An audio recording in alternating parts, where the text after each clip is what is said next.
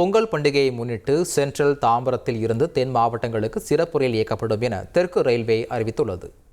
நெல்லையில் இருந்து தாம்பரத்திற்கு வாராந்திர சிறப்பு ரயில் 12ஆம் தேதியில் இருந்து 26ஆம் தேதி வரை ஞாயிற்றுக்கிழமைகளிலும், தாம்பரத்தில் இருந்து நெல்லைக்கு 27ஆம் தேதி வரை திங்கட்கிழமைகளிலும் இயக்கப்படுகிறது.